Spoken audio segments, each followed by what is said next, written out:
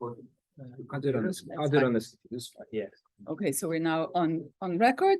Well, we live in times, and I'm not saying anything new, but we live in times where the battle over what is the right narrative is stronger and fiercer in our society, in international relations, and the EU is no exception to that. And the battle of narratives relate also to the way that EU-Israel relations are framed and presented in the research, in the media, by politicians, and this battle of narratives informs public perception. So in my presentation, I will use periodization to analyze the last decade in EU-Israel relations. And again, I'm not sticking to a formal periodization of a decade between 2010 until 2020. I would like to stretch it further in order to compare between different periods. So I will begin in 2008 and I will end today at 2022 to allow this comparison and to show that where we came from the Bira Rama, from high, upgrading agenda to Bira Amikta, to low political point. I would also refer to the economic side afterwards, and then somewhere halfway back again.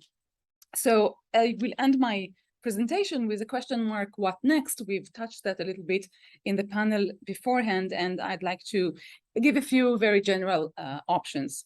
So one remark before I begin, EU-Israeli relations have known ups and downs throughout their history from 1959, when the relations were established, and especially after 1967, due to the occupation and the EU position that has developed since 1980 and onwards about two-state solution. So the ups and downs are not new, the details are new, and the periodization can help us give the sort of narrative and how to frame the detail of the decade. And I think the analysis itself is important. And I call the last decade a lost decade, and I want to stress what is actually lost. So, yeah.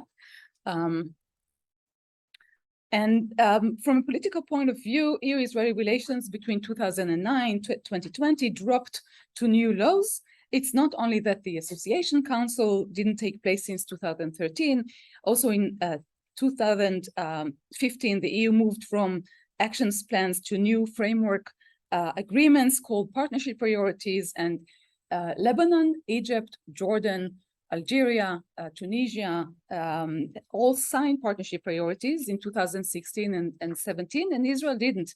We are in the company together with Libya, Syria, and the Palestinian Authority. So, yeah, I see the faces. It's a good company, wonderful company for Israel to be in. So that's from a political point of view.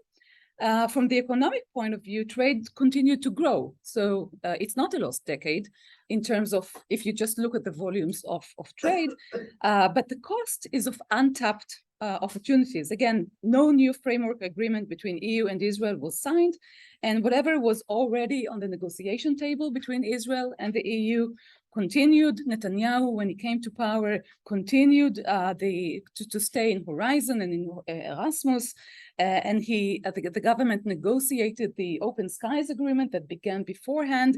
It continued to negotiate other, medicine ACA agreement was also completed and ratified, but there was hardly new initiatives that took place, and the positive development of the relations actually sort of froze. So there was no new things on the agenda.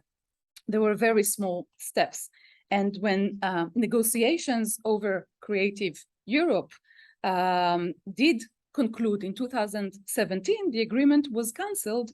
And instead of bringing closer artists and writers from Europe and Israel, the Minister of Culture, Miri Regev, created a diplomatic crisis between the EU and Israel after 3 years of negotiation. This was dropped.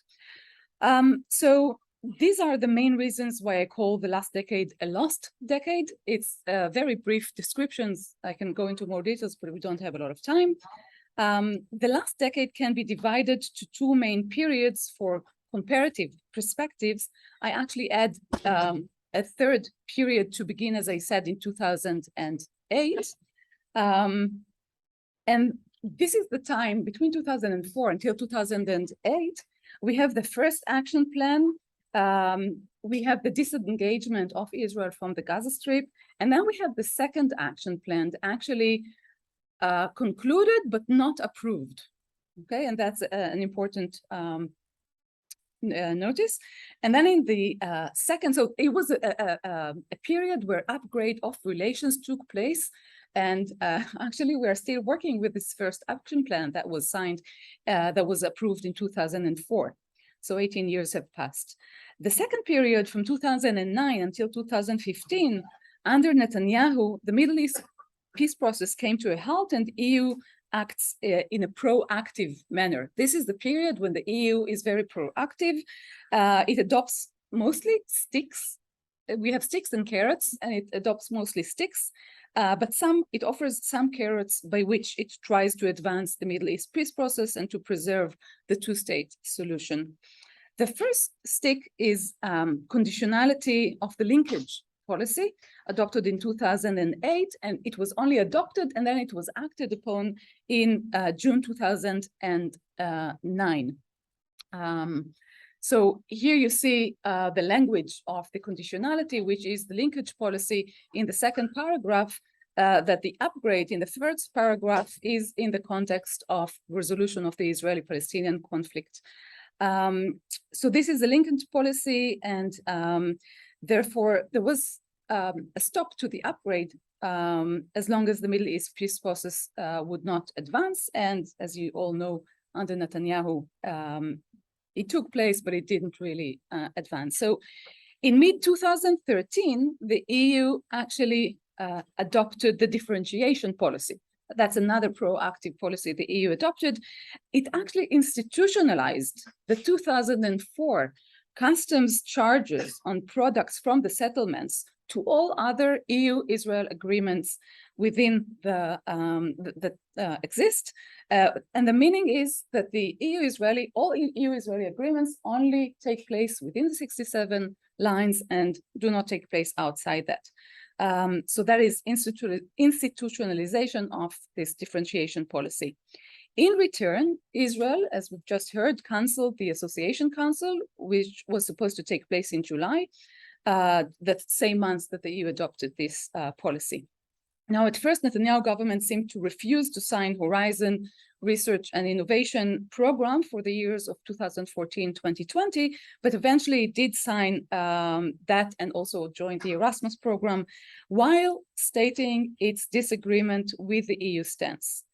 In December that year, December 2013, the EU proposed a special privileged partnership. We just heard the ambassador repeat that same proposal to considerably upgrade the relations between Israel and the Palestinian Authority if the sides reach a peace agreement. The EU offer, it's a carrot after several sticks, was vague. It wasn't elaborated. The EU didn't actually know what content to put in, and Israel didn't know what to ask, and it didn't even bother. Israel government never bothered to answer.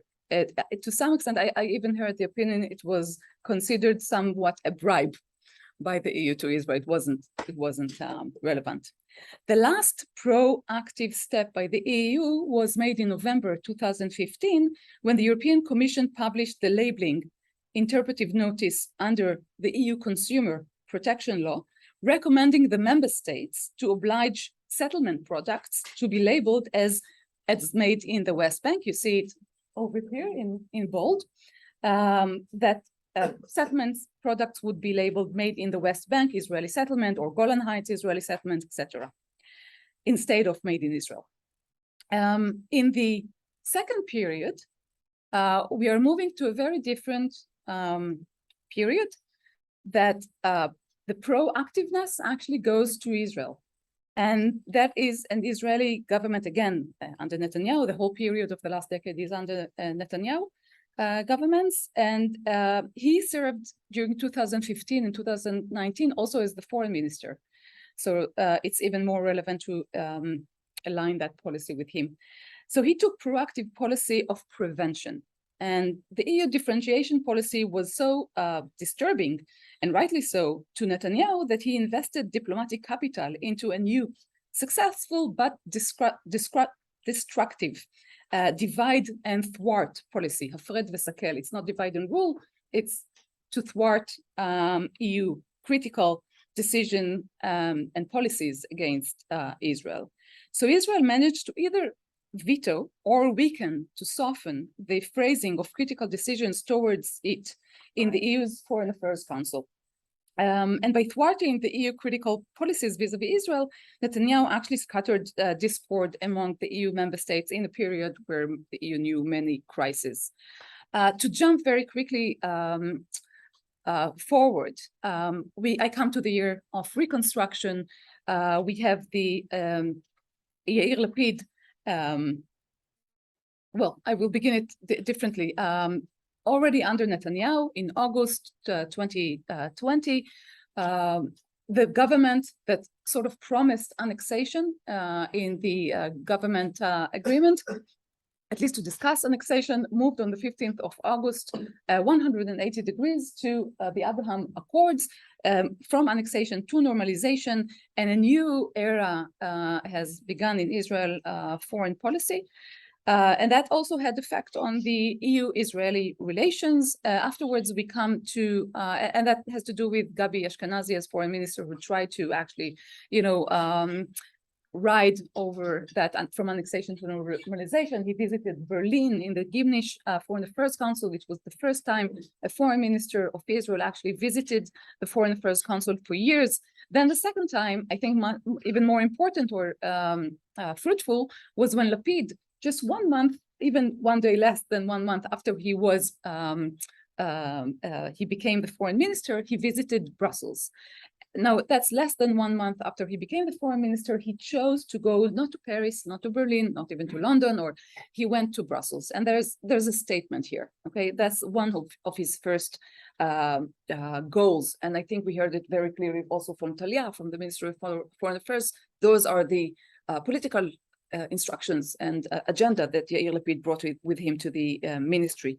And then, to just move very quickly forward, there are two, within this almost 1 year period, there are two agreements that were signed.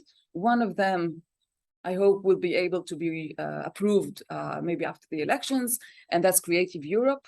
That was negotiated, and then Ayelet Shaked blocked it, vetoed it. She ratified it in the government in June. In September, just before the elections, she decided to put a veto or stop the agreement. And then in September 2020, Israel also signed a signature of document. So it's the end of negotiation with Europol. And Israel has tried to negotiate with Europol agreement since 2005.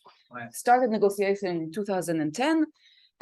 We managed to reach a working arrangement in 2018. This is very low, much lower than what Israel has aimed to, and also the EU. So the operational agreement is a huge step forward to personal security of all of us. So those are the very concrete achievements that the government was able to have, and I hope both of them would be ratified.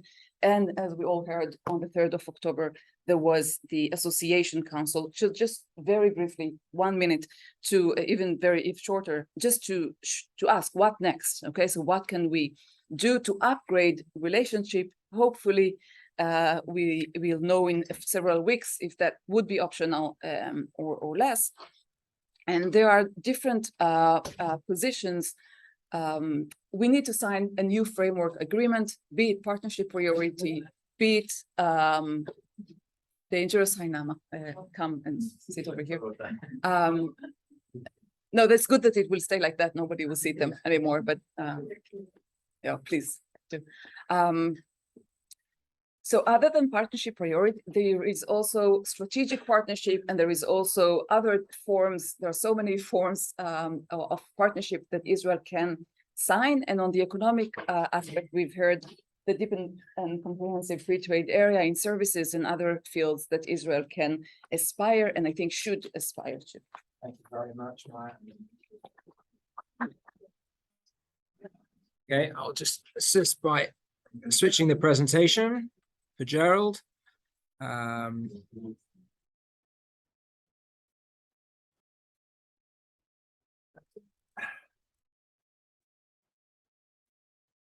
Full screen.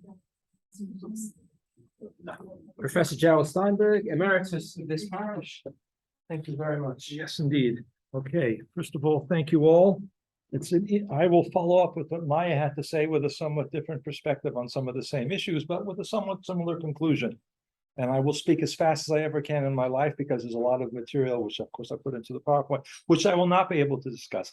I'm focusing on the same issue I've been focusing on the last 5-10 years at these meetings, but with another step in the process, in which I argue that, first of all, the issue of European funding and support and alliances with non-governmental organizations, political groups under the title of human rights and economic development, international aid, is a very important part of the relationship and has been a very damaging part. I have a few copies of my earlier paper, which is more factual based on, which argues that these NGOs, we're talking about 100 million euros a year roughly from the Western European countries in the EU, the EU is about 16 or 17 million euros a year. Germany is a major contributor all the way down to Spain and up to Finland.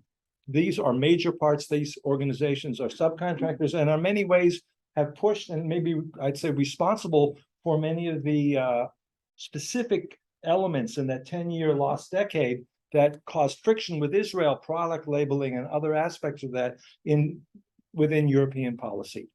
And I will argue in this paper that things have changed significantly in the last 2 or 3 years. That's the new part of the paper. It's different than in previous years. And Toby, I apologize because the written text that I gave you was a much earlier version of what I have to say orally that I didn't get into writing. So I will hopefully be able to bridge that gap. I start with 2 very quick quotes because I think it frames it quite well. And if that's all I get to say, and let me know when I have 2 minutes left. I'll go through quickly. The first one, both of these are recent quotes. One of which is from after the Association Council, Joseph Borrell issued a statement, very detailed statement, and at the beginning he had a list of the various views that we heard that I think the ambassador said there were 19 governments took the floor in the Association Council meeting. I call this a certain amount of European. How do you say?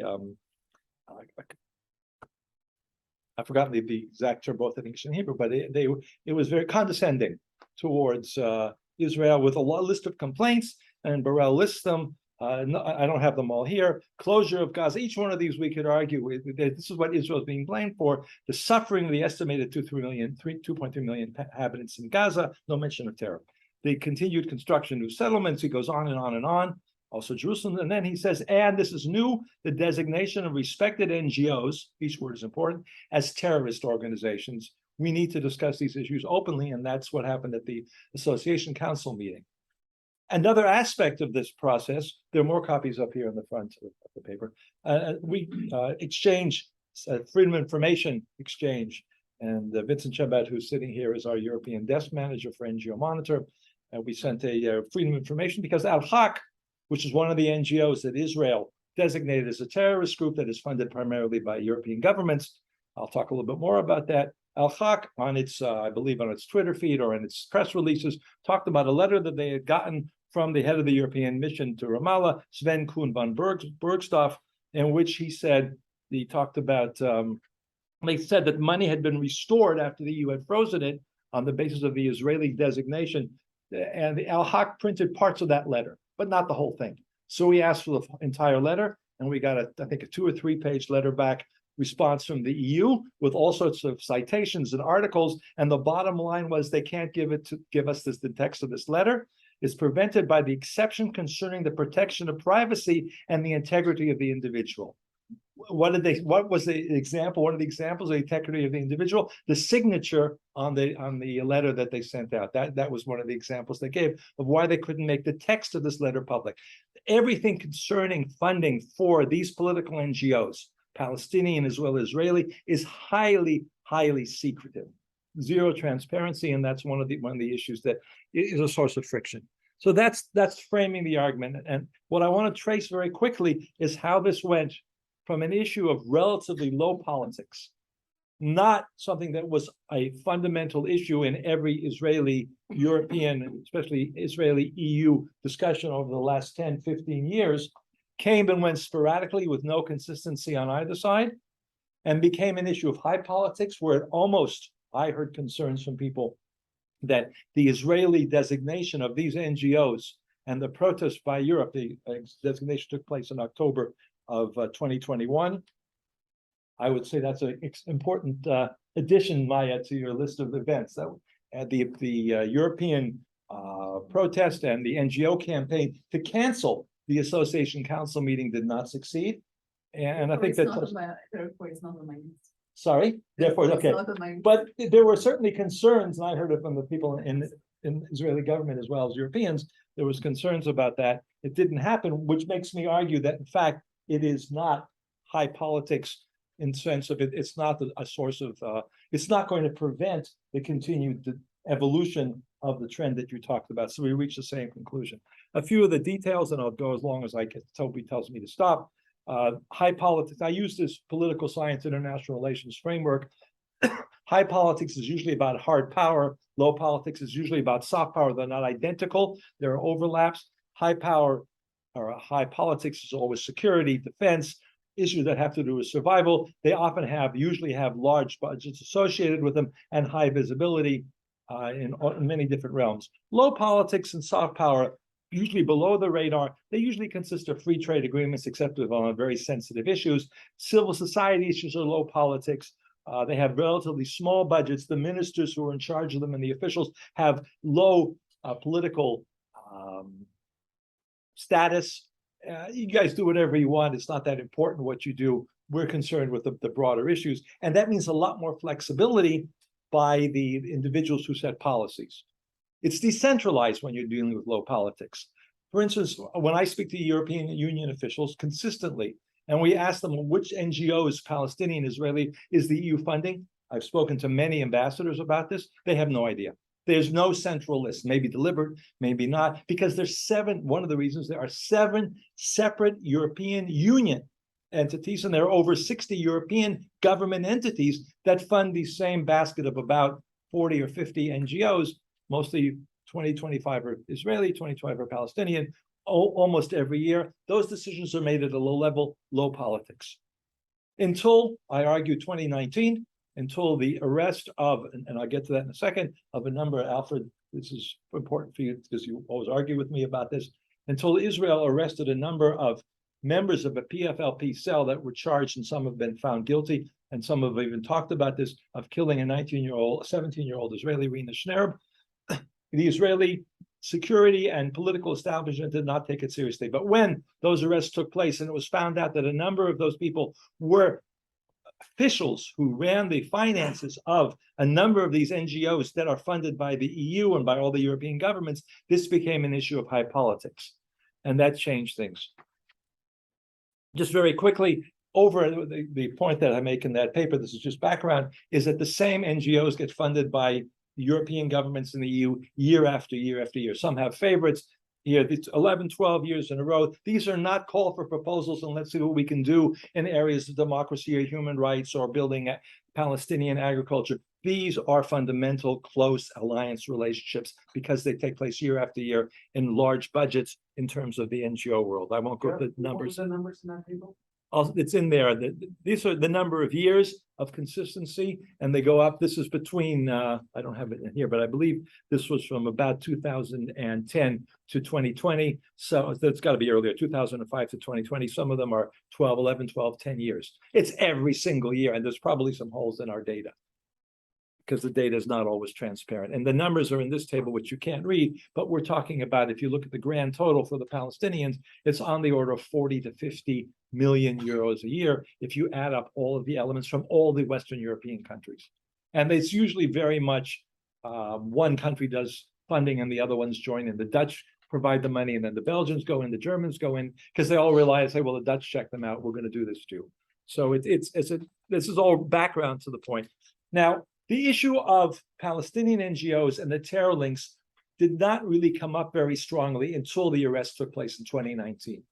NGO Monitor, the work that I've been doing for the last 20 years or so, we began to see the pattern back in when Sharon Jabarin, who I consider the architect of these policies, was denied the right to leave Israel, or the applied to leave Israel to go to Europe to accept a prize. and the Israeli security services, Shabak, said no, to let him out was dangerous. He'll use it for recruiting. And the Israeli High Court affirmed the Shabak decision. Of course, everything took place in a closed hearing. So you can't. You have to. If you accept the Israeli High Court's decision, you do it. If you don't, you don't. But Jabarin was in the PFLP, acknowledged in the PFLP. He said in the 80s, the Europeans say, yes, he left it. He says he left it. He wrote a piece in the New York Times a few weeks ago. The Israeli government position is not at all. And here are all sorts of other details, but Jabarin is not the only one. We have a list of over 100. This is all open source information. 100 individuals from the PFLP in 13 different organizations, 8 of which are designated by Israel. The other ones are based in Gaza and therefore are not part of the Israeli designation process as terror organizations. 100 individuals in different forms and open sources are identified as being involved in members of hold official positions in the PFLP. And that's, if it smells or whatever, it walks like a duck, it talks like a duck. That's what the Europeans have refused to acknowledge. What they do, and that the European response, first of all, the Israelis did not really push this issue. As I've said, until 2019, I don't have time to go through the details. But there were a couple of Gilad Erdan as the Minister of Strategic Affairs raised it once, and Mogherini denied it, and that was the end of the Rafi. Maybe are we still involved in that time? I don't know. But the foreign ministry wasn't involved. It was the Ministry of Strategic Affairs, so it was low politics. It wasn't something that anybody really paid much attention. There was no follow-up. And then in 2019, the murder of Rina Schneerben, and there are 5 individuals, 5 major figures from 5 of those NGOs that were arrested. I believe 2 have been convicted, others are on trial. And even in the PFLP public statements, they talk about the heroes of the Bubin operation, which is this operation. And that made it very clear. I have to tell you that this is on the record, right? So I'll be careful how I say this. In talking to Israeli officials, security officials about these links up until 2019, they said it was not on their agenda. They were concerned about Hamas. They were concerned about other Palestinian terror groups. The PFLP was dormant. It was no longer considered to be dormant. And that's when it became an issue I'll take the same 2 minutes that Maya took at the end. It became a high politics issue.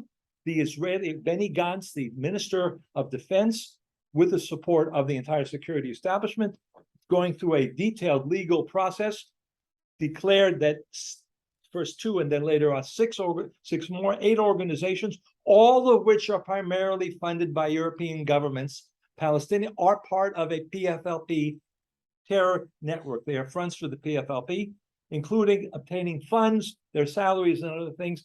And in parallel to that, the Dutch government, which first said couldn't be their primary supporters along with the EU and others. A lot of this originated with the Dutch and others.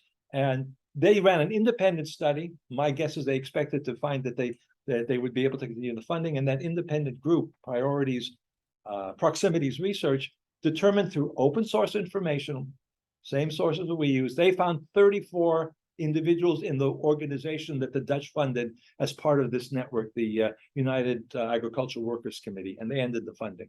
So that became an issue for the Dutch parliament, for the ministers. That became a high politics issue. It was nothing that they could no longer say it's a small issue, and the bureaucrats are dealing with it.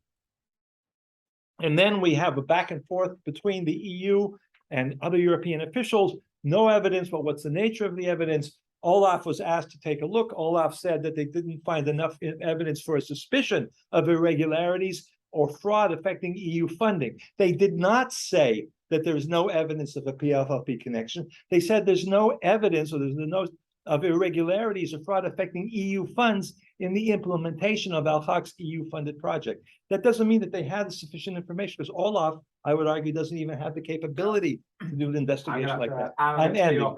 So, okay. So I will can I just do the long sentence. Okay, my argument in ending all this is that based on what we saw in the last couple of weeks, the Association Council meeting, there is an agreement to disagree. European and Israeli, EU and European and Israeli relations will continue. Put this issue on the side, it will come up, but it will not be a major factor in preventing and much to the consternation of the same NGOs whose funding seems to have been frozen for the long term, but we will find out. Thank you very much. Okay, we'll just stop the share. It was the quickest I've ever done. Okay, thank you very much. Last but certainly not least, Emmanuel Navon, Dr. Emmanuel Navon, please. Thank you, Toby. So I didn't prepare a PowerPoint, so you guys will just have to look at me. I'm sorry about this. I'd like to add another perspective to what has just been discussed in the relation between Europe or the EU and Israel. And that is the fact, of course, that in terms of what Maya described before as a peace process, there has been a major change, of course, with the Abraham Accords, since there have been actually peace agreements in the past 2 or 3 years between Israel and Arab countries, which I believe can change the dynamic of Israel's relation with the EU. First, of course, what is called the Abraham Accords, the normalization agreement between Israel, the UAE, and Bahrain in August 2020, and then in December 2020, the renewal of relations, in fact, with Morocco, because don't forget that the Moroccans insist on not being included in the Abraham Accords because they say we're not part of the Gulf states. Of course, we have a long history with the Jewish people. By the way, even in the new Moroccan constitution of 2011, in the preamble talks about the Jewish heritage of Morocco. They already had a relation with Israel between 1994 and 2001. So they talk about renewal of relations with Israel. But in any case, those agreements, even though before those agreements, those peace agreements, call it the way you want, between Israel and at least 3 Arab countries, there were, of course, already unofficial relations between Israel and those countries in the field of security, for example. But those agreements have enabled direct investments, tourism, academic cooperation, and this, in the context today of the war in Ukraine, creates, I believe, a new potential for Europe's needs in terms of energy security and food security. So I'd like to, first of all, explain why shortly, and then give 2 areas of cooperation. There has been, I believe, what I call a geopolitical realignment due to the war in the Ukraine. Of course, the concept used by the current German Chancellor Olaf Scholz of Zeitenwende, of a new, a new era. There's very clearly an awareness in Europe today that there is the pre-Ukraine world and the post-Ukraine world, as we know. The fact that the war is back on the European continent, that this has created an energy crisis, that the whole policy of trying to influence Russia, bring it closer to Europe by buying natural gas from Russia, which was mostly Germany's policy, has failed, in fact, and the Germans today recognize it. Now, originally, the Abraham Accords were generally dismissed by European opinion and decision makers as a diplomatic gimmick, as a diversion from the Palestinian issue.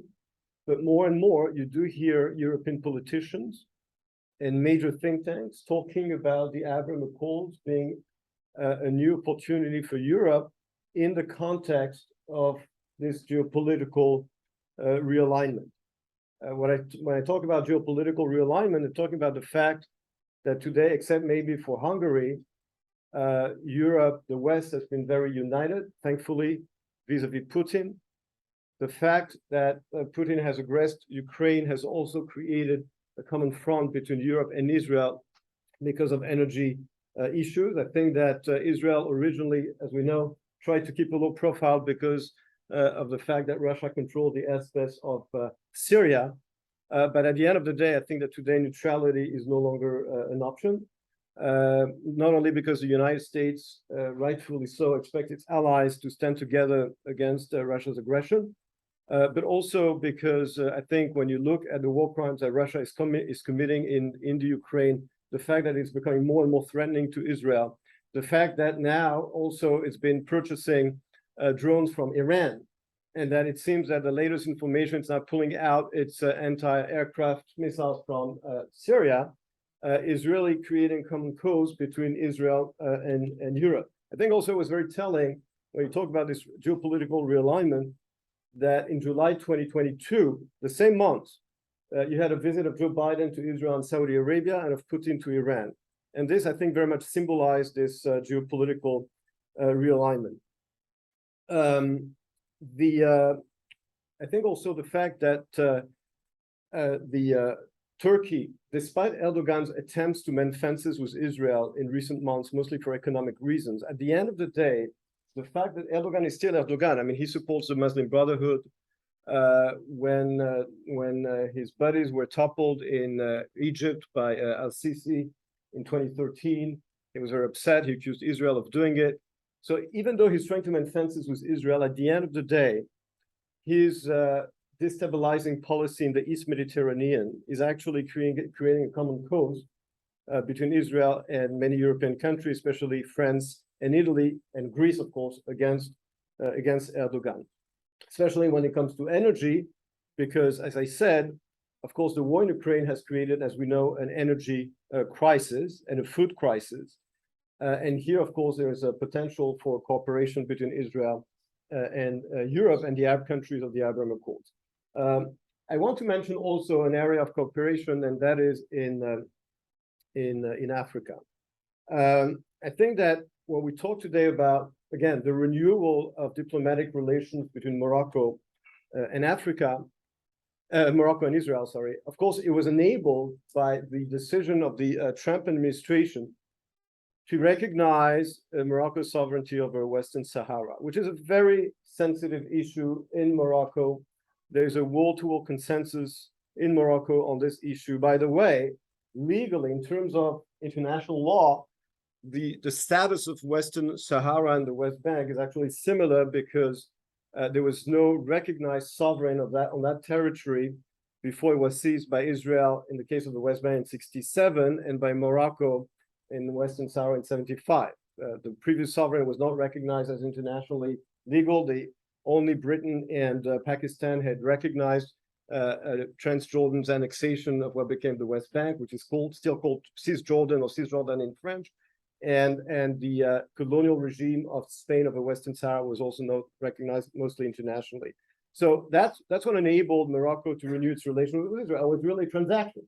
The Trump administration recognized Morocco's right on Western Sahara, and then they renewed their relations with Israel. But we have to understand the bigger picture, which is that, of course, among the supporters of the Front Polisario, the independentist movement in Western Sahara, among its main supporters are, of course, Algeria, but also Iran. And this is why one of the reasons why Morocco severed its relations with Iran in 2018 is because of the support of Iran for Front Polisario. And the military cooperation between Israel and Morocco is focused mostly on Front Polisario, but also on the jihadists in neighboring Mauritania. Now, a few months ago, in August, King Mohammed VI of Morocco asked Morocco's allies to recognize its sovereignty over Western Sahara. Now, the US did that. Israel kind of did this also with a statement from one of its ministers during a visit to Morocco. Even Spain and Germany have declared recently that they would be willing to recognize Sahrawi autonomy under Moroccan sovereignty. France, on the other hand, refuses to change its stance on Western Sahara, which creates actually new opportunities between Israel, some European countries, especially Germany and Spain, over Morocco, because don't forget that, when Macron was in Africa a few months ago, he basically called Russia imperialist, saying because of the Wagner group that has been pushing the French forces away from Africa. So even though the French still recognize to change their stance on Western Sahara, there's a lot of security cooperation between Israel, the French, and other European countries against jihadists, against Iranian forces in sub-Saharan Africa, and this has been enabled also by the Abraham Accords. The second and last issue is, of course, the issue of food security and energy security. As we know, the European Commission President Ursula von der Leyen was in Israel in June to sign a natural gas agreement. There's been a lot of pressure also for this signature of this agreement between Israel and Lebanon, because of course, the Europeans are desperate for natural gas, as we know, especially as winter is coming. Here, Israel, the fact that Israel has become a natural gas partner for Europe is a major change. Of course, Israel by itself, even with the cooperation of Cyprus, cannot replace Russia. However, the fact that Israel today is becoming a natural gas supplier towards Europe has also a significance in terms of the Abraham Accords, because Israel, the EU, and the UAE but also Morocco together constitute a major energy hub, which is critical to the energy security of Europe. Why an energy hub? Well, Israel, of course, because of its huge natural gas resources, but also its technological edge, because technology, as we know, is critical to increase the reliability and reduce the cost. Yeah, and reduce the cost of renewable energies. The UAE is a major oil producer. Actually, I have 4 more minutes then, because no, I'm kidding. It'd be great. About the UAE produces about 3 million barrels per day, and Morocco is a world leader in solar energy and is the only North African country with a cable linked to Europe. Also, when you talk about food security, Israel being a leader, as we know, in water management, Morocco being the world's biggest producer and exporter of phosphates, which is used, of course, in agriculture as a fertilizer. In other words, what I'm getting to is that more and more Europeans realize today that they need Israel and its new Arab partners to fight jihadists in Africa, to improve energy and food security. And there's a huge potential here that shouldn't be missed. And so this Zeitenwende that Ola Scholz has been speaking about creates a new opportunity, I believe, for Israel-EU relations. And last point, it is not inconsistent at all with Europe's, let's call it, interest for the Palestinian issue, because behind doors, Emirati and Bahraini diplomats keep saying that obviously between us, they signed these agreements for their own interests, but they still feel that they have to show to, Arab public opinion that they actually care about the Palestinians and they want to showcase projects of economic development for the Palestinians. So they're also desperate to join those kind of projects in energy security, food security, whatever, to show, look, it also benefits the Palestinians. We just didn't only care for ourselves and we didn't throw them under the bus. So I think that therefore there's no contradiction here. And as I said, those agreements who were dismissed and poo-pooed originally, actually today, the Europeans realize their potential, but Israel has to be proactive. Thank you very much. Thank you.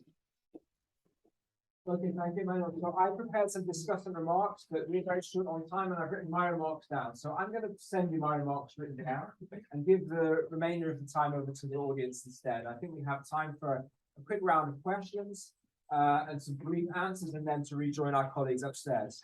So keep the question very brief because we are genuinely very short on time. Yeah. Look, Gerald, first no. I agree with you that the European Union, as you said, is saying that for privacy reasons, etc.,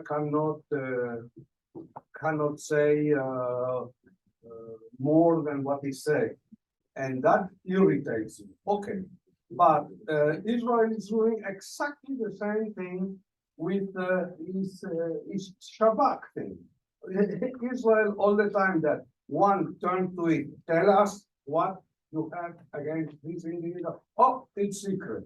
So you cannot play both ways. I mean, you cannot say that Israel has reasons to be secret, and then the European Union has no reasons to be secret. You must be consistent. And that goes for another criticism that has not been mentioned here about our future relations with the European Union, which is the problem of the cyber. Okay, the problem of the cyber. Okay, we don't accept that anybody hacks our computers, but the Ministry of Defense, okay, looks the other side when Israeli companies look into the privacy of individuals, including deputies in Europe. And this is a scandal. I mean, there is a big scandal in Greece and a big scandal. So I would like you to comment, because the problem we have in this relation, we are academics. We shouldn't take sides, okay? So we should recognize when an argument is a good argument and when it is not, Okay, I will mention, and if you allow me, the third example. The third example is the famous trading services that we say all the time, we want be part of the internal market in services. Okay, very good. When it comes to the Ministry of Interior, here we have a big problems in implementing such a policy, because when you want to bring here a PhD student or on the basis of trading services and temporary mobility, the Ministry of Interior makes a lot of problems. Okay, he's not Jewish to begin with, etc., etc., etc. So we want, on the one hand, be able to export our services to Europe. Okay, but when it comes to the import of services, we arise personal problems. Okay, thank you, Alfred. Let's give opportunity to other questions and other questions. Thank you very much. I'd like to ask Professor Steinberg, if you can zoom out from what you told us, and perhaps try to sort of put your finger and try to explain why do you think this is happening? So, the why question, not just the Why, which happened? not just the how, the whole funding issue. Okay, got it. You're talking about why the EU, European government. Exactly, and just for disclosure, we are continuing conversation we had, because I've conducted with a colleague of Ilan, I've conducted a sort of a research on similar lines with respect to other things. And then we came to Professor Steinberg with the questions about it, and there are a lot of similarities. And my question, maybe a follow-up sort of answer to that question, is that a strategy? I mean, were you saying that when you're asking ambassadors, and they say, "Oh, we don't really know where the money goes," it's not really true. They know exactly where the money goes, and then I can say that they told me that. But I'm being recorded, but that's their problem. Again. So do you think there's a big strategy or a different strategy, and why is it happening? I have my own suggestion, but I'd like to hear you. Thank you. Yeah. Azrael, Yes, this is a question for Emmanuel. Just a couple of things. Saudi Arabia, I think we've seen some evidence in the last few weeks that it's going in a different direction, hiding Muslims, but certainly going against the United States and the West.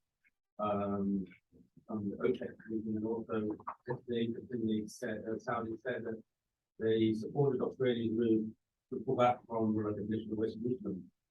Suggests that Saudi Arabia, maybe because of the difficulties with the United States, are now moving again. In other words, Abraham Accords is fighting away with the Abraham Accords, and altogether taking a very problematic position in Ukraine. So I think we need to remember that, and also neutrality. Neutrality is an option. I agree with you on that. So Israel is really very problematic. some of the Gulf states also taking a rather neutral position. And so I think unfortunately, I think things are not as maybe I'm not at least personally, I'm not as optimistic. And also the question about Israel, Israel going. I don't know. On the other wings, I think this could be more on that. So I'd like to hear you. Thank you. Yeah, a question to Emmanuel and to Mariam also. You're talking about the fact that the Europeans are more and more realizing that they need Israel in terms of energy, in terms of cooperation, all these things. And in general, we have been talking in the last few years since the break before that the whole Palestinian issue is losing its importance, maybe moving to the back lines or also in the minds of the Arab states. But on the other hand, I mean, I wasn't at the Association Council, but from what we heard, 19 countries, the European countries took the floor and were talking condescending, and we're still talking about Palestinian issues needing to be solved, etc., etc. Is there really a change, or there is still, and people would say, "Mafkirin ke estakad"? Okay. Any final question? Okay, I'm going to take our last question, and then we'll go back to the speakers, and then we'll finish on time. Yeah. Maya, I'd like to push you on the concept of the last decade. We had some dissenting voices in the earlier panel, that people who say that not all is lost, or something has been achieved.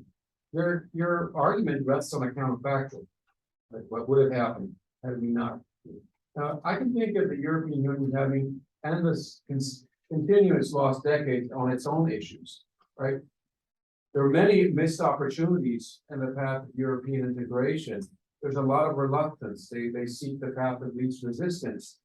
And we theorize about this, how countries only reluctantly screaming and shouting are dragged into this process. They do whatever they can to not cooperate until they just have to. And so that's how it goes on.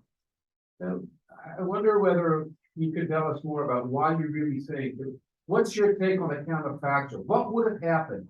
What glorious decade this might have been in EU-Israeli relations, given how Europe has run. Not to mention how, I wanted to tell Dani that the economy is great, and if it ain't broken, don't fix it. Seeking a policy, I know I dreaded Israeli policy. Yeah, your take on what kind of decade we might have experienced. Oh, well, one last question. Yeah, only it's in my head, it's sort of part of a general comment. I think there is a dilemma from both sides. On the Israeli side, 40 years of experience working on mostly with Europe, I found that the bureaucracy is totally has a total agreement about how to deal with Europe. And the most important thing for me that is that in every initiative we had, almost the Minister of Finance was behind us, and this is very rare. So it's I also wonder if we didn't have the initiatives. I think we have the initiatives. We have the plans to promote that already in 2011. Creative and other programs were on the list. But the major problem we had is to convince our politicians that it's good. And we try to create a situation in which, on the other side, on the European side, there is an interest. Because when the Europeans wanted the aviation agreement or other agreements, so the interest was created. So the problem, I think, is we will continue to discuss the Palestinian issue on the side, but the creation of this parallel situations in which both sides want something. This was the big challenge that we had. And sometimes we found it. Sometimes, for example, in 2015, on the renewal of Horizon, which was a big coalition in Israel for it. But in other times we failed. So it's I think this is the point that I think we missed in our discussion. Thank you. All right, so back to our speakers. Perhaps we just go in the same order that we began in. You each have 30 seconds. 2.5 minutes. Okay, I'll begin with Tal's questions because I think it's the most heavy. I'm not sure if we would have had a glorious decade, but it wouldn't have been lost. So that's one thing. It's not so much, it is counterfactual, but if you look at the partnership priorities agreement that were signed with Morocco, Lebanon, Jordan, others, so those are not comparable to what Israel could have signed.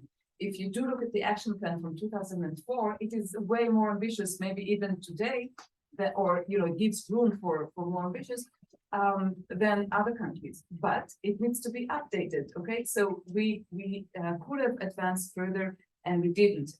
There is room for strategic partnership that took place with other countries and didn't take place with Israel. So there are multiple options that Israel could have chosen. Obviously, we cannot ignore the lack of Middle East peace process, and that the linkage policy is a main issue. And I think that the discussion beforehand about delinkage that Mark Lubin raised is essential to be able to progress in the relations. So I didn't have time, didn't have 2 minutes, only one. So I didn't have time to elaborate, but my final conclusion also, in order not to have another lost decade, the EU, and that's up to the EU, needs to do the delinkage to stop the linkage policy. It will continue the differentiation policy, and this is according to international law.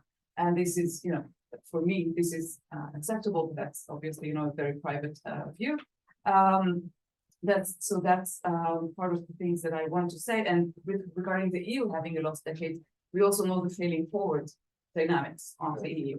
So from each crisis, almost each crisis, the EU actually took the opportunity to advance and deepen its integration. And where has Israel where does Israel stand when the EU integration proceeds and deepens? So we did lose some track. We can gain track if political situation would be conducive, and I think to some extent it is, only to some extent. Again, Palestinians and the disagreements are not going to fade away. I'm not trying to put here something a very pinky rosy picture. We are going to still have disagreements, such as PLFP and other designation of NGOs, etc. So that's my comment to Tal. Alia, again, that's also my question, my answer to you. I'm not sure that the comments from 19 member states were so critical to Israel. And if you read the EU declaration, the common position, it is critical, but it's also balanced to some extent. So we're still going to have a dialogue, and the dialogue can be critical, and that's fine. That's what friends sometimes do, even in the family. We have critical dialogue, and that's essential to have relations and good relations. Just one comment to Gerald. I think it moved to higher politics, and now it looks as it's going down in low politics, and probably just higher politics issue that takes the upper hand. Energy, all the other grain equity. Okay, so yes, Gerald. Okay, Alfred, I'm going to surprise you by agreeing partly with you. For different reasons, but for instance, on the Israeli, it's not the Shabak that bothers me, it's the prosecutors. You have there are many cases of PFLP NGO people who have been arrested for having diverted money to terrorism. There were cases of most of which are funded by European governments. And the indictments, some which are made public, many which are made public, are very detailed. And then there's a plea bargain. The court case is closed, and then there's a plea bargain, and the NGO/PFLP person pleads guilty to a very small part of that big indictment. And the Europeans and some Americans look at this and say, this is an elephant and you ended up with a mouse. And how do you expect us to take this seriously? Therefore, yes, there is a problem on the Israeli side, which has to do with this. The plea bargain, I've heard explanations, I won't get into it now. I don't think that addresses at all the political issue. It makes it easier for the Praklitud to close Tikim, and that's all they care about. They don't see the bigger issues on this. And the EU doesn't have the security capability, unlike individual countries. The Germans understood. There was the German people talking to the Shabak people. The Germans said they understood they're going to change the funding policy. With the EU, it's different because who do you talk to if you want to talk about terror security issues? That is not the same thing, in my view, although I understand your perspective, there is a hypocrisy element. But when the EU then says you can't have a letter which is partly already published by one of our NGO clients, we won't let you have all of it. And they give these relative, I'll show it to you if it's a public document, we they tend to us the ridiculous excuses that they give. It's secrecy, the culture of secrecy on NGOs is very deeply embedded, which gets me to Lior's question very briefly. The answer is a 45-minute discussion and a paper and other things, so I'll give it to 30 seconds. This is a highly guarded issue throughout Western Europe because I think there's an embarrassment factor. It's very hard to justify that principal partners in your policies regarding Israel and the conflict with Palestinians are Gongos, they're foreign government-funded NGOs, which is different, and the scale is different than they have in any other place in the world. And so therefore, because they don't have a good defense, in my view, that's one of the main reasons for secrecy. Secrecy across the board. This letter is just one of many examples where it developed. I can go back to Barcelona. I'm going to finish the 30 seconds, not a minute. Goes back to the Barcelona, and also goes back to the fact that the Western European governments and EU officials back in the 90s and earlier were very uncomfortable. They knew what they would with Arafat, with the PLO and the Palestinian structure, and they looked for what they thought was civil society avenues to deal with Palestinians and Israelis. It turns out that their favorite Palestinian civil society actually are a PFLP network, all of which is based on the information on open sources and not on Shabak, and that's why I talked about that.